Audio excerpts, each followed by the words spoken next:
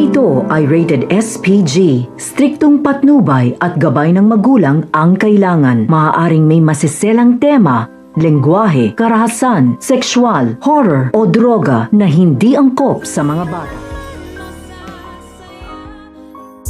Sa pag-alis ni Moira at Zoe ay may bagong kaiinisan ang mga kaibigan ni Annalyn. At walang iba kundi si Justine. Susukatin ni Justine ang pagmamahal ng kanyang inang si Giselle dahil siya ang magiging panibagong tinik sa Apex.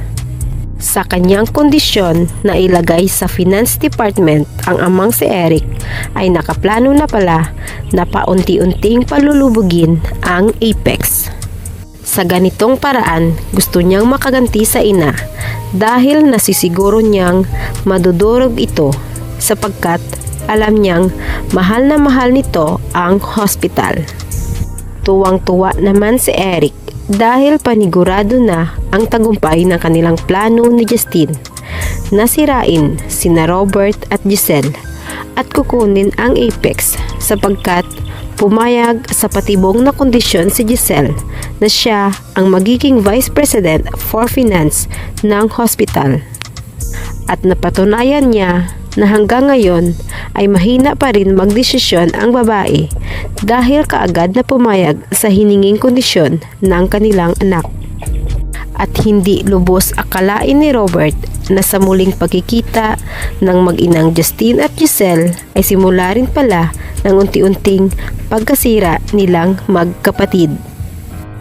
Sa kabilang banda, muling nabuhayan ng loob si Annalyn na makakasama pa rin siya sa Japan para magseminar dahil sa mga sinabi ni na Doc Lindon at Harry.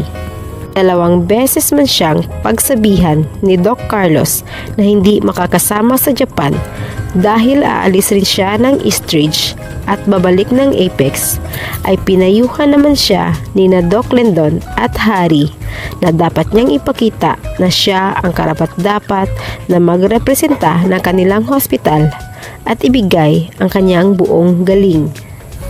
Habang sa kaloob-looban naman ni Doc Lindon ay nalulungkot at nasasaktan nang isiping hindi na niya makikita ang babaeng muling bumuo sa kanyang nadurog na puso dahil si Annalyn ang isa sa naniwala na isa siyang magaling at mabuting doktor kaya tinalikuran niya ang kanyang masamang gawain.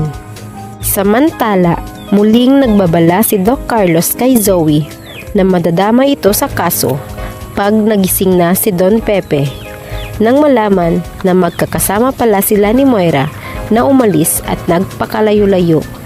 Gusto sana niyang mailigtas ang anak at ibinalita ni Carlos kay Zoe ang unti-unting pag-ayos ng lagay ni Don Pepe kaya kinakailangan na niyang maghanda sakaling maaalala na ng matanda ang lahat.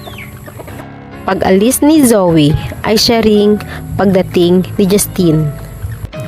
Atin lamang aabangan kung si Justine ba ang magiging panibagong tinik sa buhay ni Annalyn.